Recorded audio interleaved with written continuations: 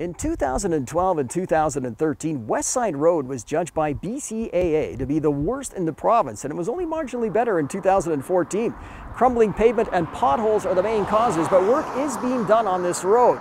It's also a windy road, so you really need to slow down and enjoy the beautiful scenery.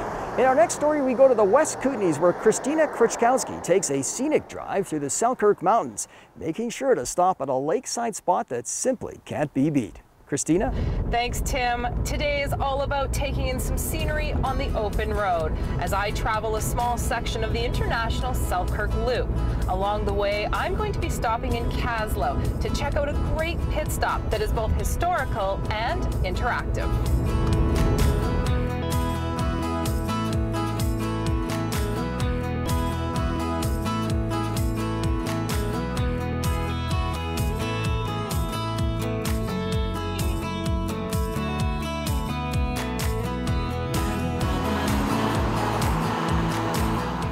Located on Highway 31, the village of Kaslo is situated on the shores of breathtaking Kootenay Lake.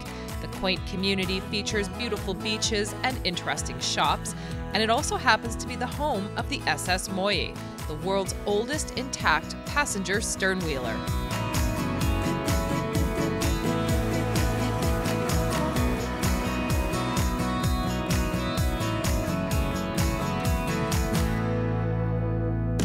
I am now on the boardwalk beside the SS Moyie, which is a historical feature here in Kaslo, and I'm joined by Bill Yeo, who is the president of the Kootenay Lake Historical Society.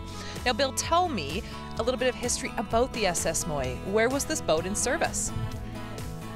The SS Moyie was launched in December of 1898 and worked on Kootenay Lake until late in 1957.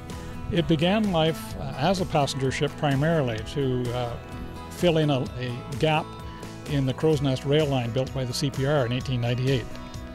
But in later years, it hauled freight and pushed barges. When the ship was retired from service in 1957, the local people here got together and approached the Canadian Pacific Railway, the owners, and purchased the vessel for $1, with the intention of bringing it ashore and preserving it.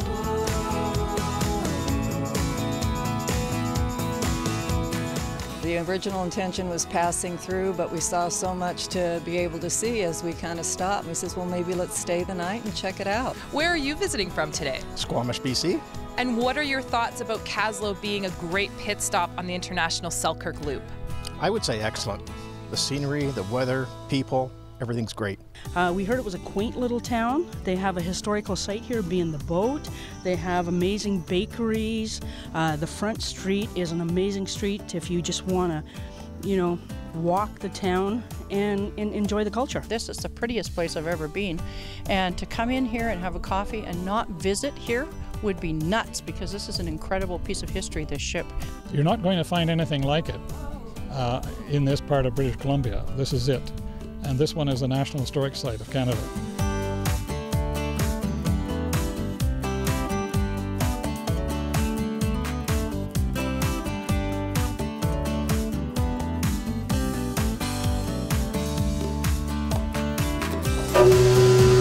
What's your favorite part of Kaslo? I have to say the Moyie.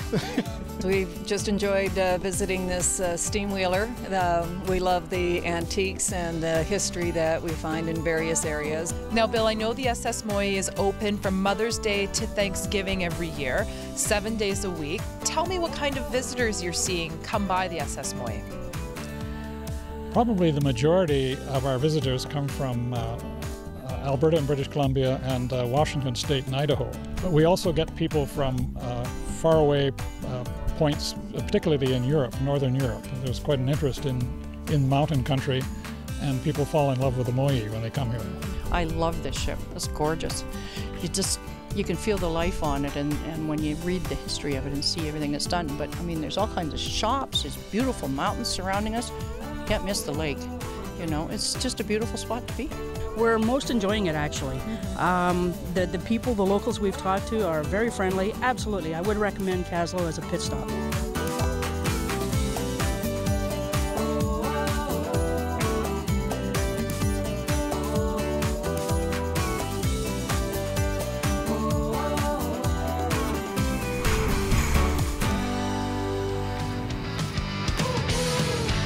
Coming up after the break, we go back to the Kootenays and to the Caribou for some more great pit stops in central BC.